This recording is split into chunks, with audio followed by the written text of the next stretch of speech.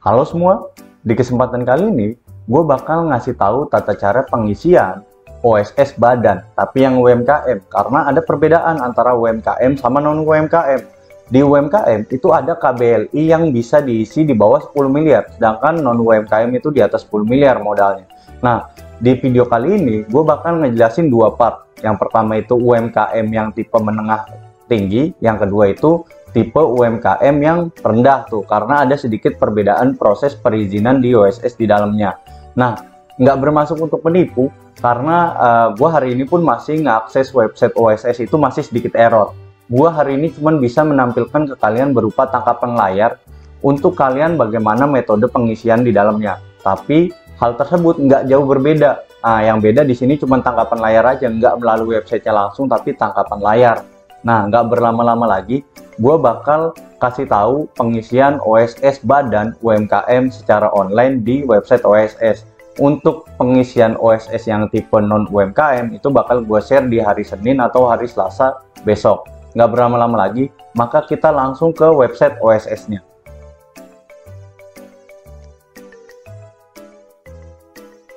Ini merupakan tampilan awal tuh untuk pengisian OSS. Nggak berlama-lama lagi, maka teman-teman harus klik di sini masuk. Nih, klik di sini ya, masuk. Setelah teman-teman klik di situ, klik masuk, maka akan tampil begini.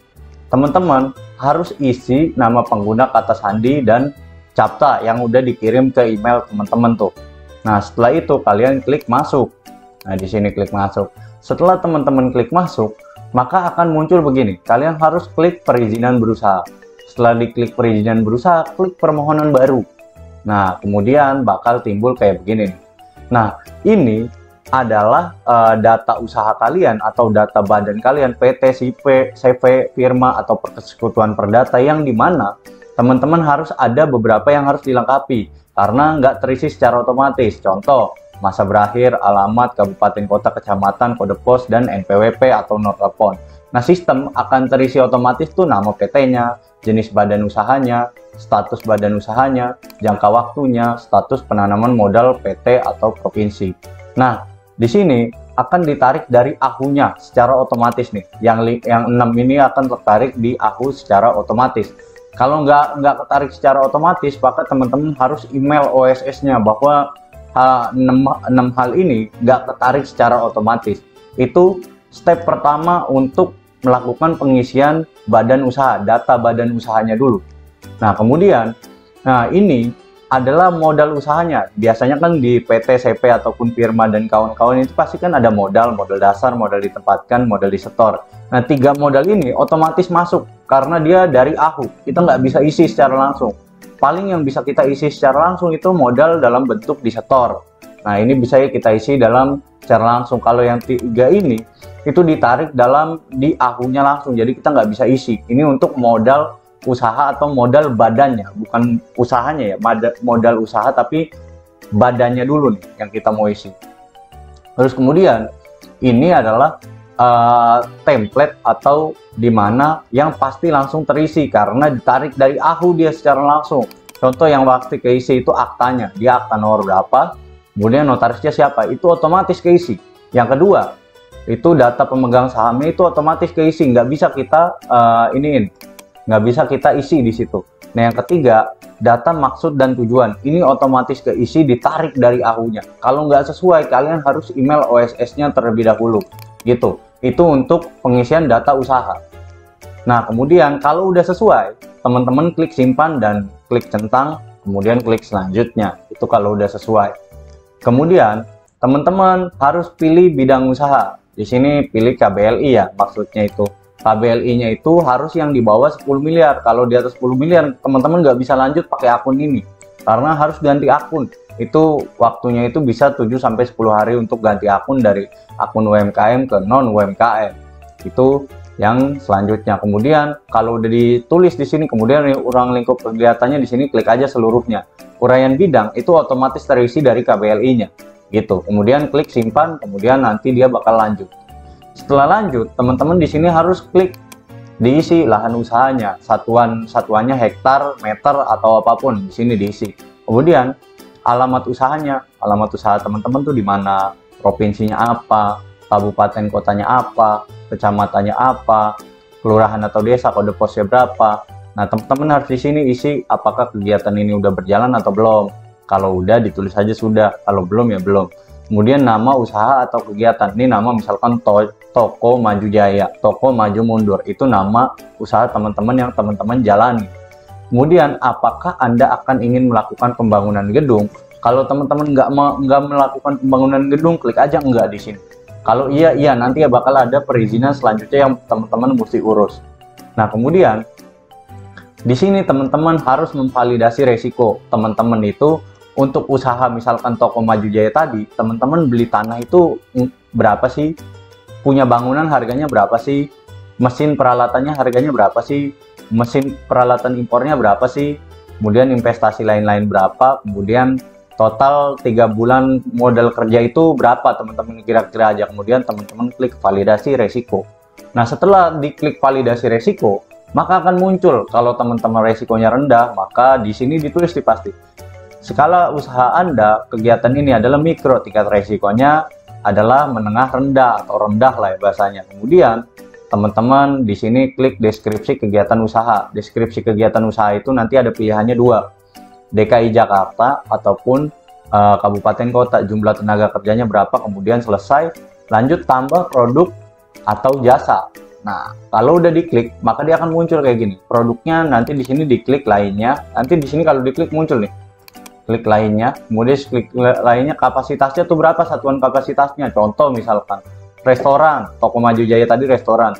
Berapa misalkan 12 kursi per tahun atau 13 kursi per tahun. Nah, itu kalau restoran. Kalau misalkan pabrik ataupun yang lain itu kapasitasnya atau satuan kapasitasnya beda lain lagi nanti satuan kapasitasnya. Nah, ini kan kita jual tadi makanan ya, roti tawar misalkan. Kalau kita jual roti tawar, maka harga per tahun 100.000 misalkan PCS, kita jual per piece. Nah, apakah Anda sudah memiliki sertifikasi halal? Kalau udah, klik udah. Kalau belum, klik belum. Nanti kalau belum itu bakal difasilitasi sama OSS untuk mendapatkan sertifikasi halal dan SNI gitu. Kemudian nanti di sini klik simpan. Setelah tersimpan, nah di sini bakal muncul nih. Nah, muncul nanti dia keluar di sini nih. Layanan ya, kemudian setelah muncul nanti teman-teman harus isi lagi tuh di bawahnya. Isinya tuh begini, apakah Anda menjalani aktivitas impor, kemudian punya pendaftaran BPJS atau enggak, kemudian data wajib lapor ke tenaga kerjaan. Kita harus wajib lapor ke tenaga kerjaan di sini. Kemudian kita klik pertanggungjawaban pribadi di sini, kemudian kita klik selanjutnya di sini ya. Nah, setelah kita klik selanjutnya, maka kita klik di sini proses perizinan berusaha. Nih, setelah kita klik proses perizinan berusaha, maka di sini kita harus ada dokumen yang harus kita penuhi. Apakah Anda sudah memiliki persetujuan lingkungan kayak SPPL, UKL, UPL, ataupun AMDAL. Nah, kalau teman-teman belum punya, klik aja belum punya. Nanti kita bikin di sini ada cara membuat SPPL, UKL, atau UPL. Nah, ini kalau teman-teman ngeklik tadi sudah punya, maka teman-teman harus memenuhi tadi itu SPPL, UKL, dan UPL-nya. Teman-teman harus punya. Kalau belum punya, nanti dia ada metode lain. Nah, ini kalau teman-teman belum punya. Nah, teman-teman tuh harus ngikutin pernyataan mandiri ini, dicentang, kemudian prosesnya lanjut. Setelah diklik lanjut, ini SPPL. Nah, yang tadi gue bilang tuh bahwa kita harus memenuhi SPPL ini nih. Nah, SPPL ini gunanya buat apa sih? Ini tuh izin lingkungan, bahwa teman-teman akan mengikuti ketentuan lingkungan yang ada, nggak bakal mencemari. Kemudian kita klik di sini, baru kita proses lanjut. Nah, ini adalah contoh NIB yang hampir jadi. Nah, kita harus klik dulu di sini, kemudian kita terbitkan perizinan berusaha. Setelah kita klik perizinan berusaha, maka NIB-nya jadi, teman-teman. Hanya NIB tok, udah 2 lembar. NIB tok 2 lembar. Jadi itu adalah untuk skala rendah tuh. Nah, untuk skala menengah tinggi di UMKM ini, gue bakal jelasin di selanjutnya nih.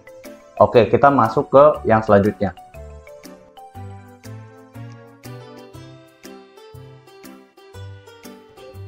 Nah, kan tadi itu udah selesai ya untuk cetak NIB. Nah, kalau teman-teman untuk yang menengah tinggi itu nggak bisa langsung cetak NIB.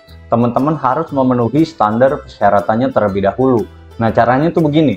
Untuk yang menengah tinggi nih, kita klik lagi proses perizinan berusaha, kemudian pemenuhan persyaratan. Tadi yang kan kita udah pemenuhan persyaratan di awal tuh. Nah, ini lanjutannya. Kemudian kita klik pemenuhan persyaratan. Setelah kita klik pemenuhan persyaratan, NIB-nya yang awal tadi harus jadi dulu tuh. Kemudian kita klik pemenuhan persyaratan. Kemudian nanti bakal muncul di sini deskripsi kegiatan usahanya.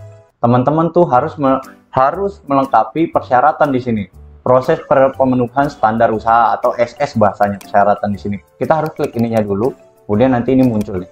Kita klik ini nih. Nanti kita lanjutnya tuh begini. Teman-teman harus memenuhi beberapa persyaratan yang diminta oleh OSS RBA ini.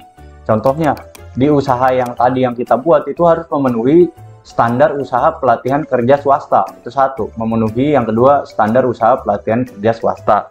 Nah, ini ada lembaga yang menerbitkannya. Kita bisa nyari ke lembaga-lembaga tersebut karena nggak bisa di OSS langsung untuk mengunggah dokumen ini atau untuk nyari dokumen ini karena sertifikat ini diterbitkan oleh lembaga berbeda. Ini diterbitkan oleh Disnaker nih. Kalau ini nih, kita harus minta izinnya ke Disnaker kabupaten kota. Nah, kalau teman-teman udah punya ini, maka teman-teman harus klik lanjut. Nah, kalau sudah diklik lanjut, nah NIB-nya di sini nih, setelah mengunggah dokumen pertama itu pasti ada status belum diproses. Itu jangka waktunya bisa sampai 7 hari. Setelah 7 hari nanti persetujuan persyaratan tuh statusnya permohonannya berubah. Nah, setelah berubah, nanti ada di sini proses disetujui. Kalau ditolak tuh berarti ada perizinan yang salah tuh. Nah, setelah proses disetujui, maka teman-teman baru bisa cetak NIB di sini. Nah, NIB terbit dan sertifikat standar sudah terverifikasi. Kemudian teman-teman bisa cetak NIB-nya. Nah, setelah teman-teman cetak NIB-nya, maka NIB-nya tuh jadinya begini nih. Ini NIB pertama, ini lembar kedua lampirannya. Kemudian ini lembar pertama dan lembar kedua. Ini lembar pertama, kedua, dan ketiga. Kalau rame KBLI-nya nih, ini 3. Nah, begitulah tutorial pengisian daripada OSS berbasis resiko tipe badan UMKM yang rendah dan menengah tinggi.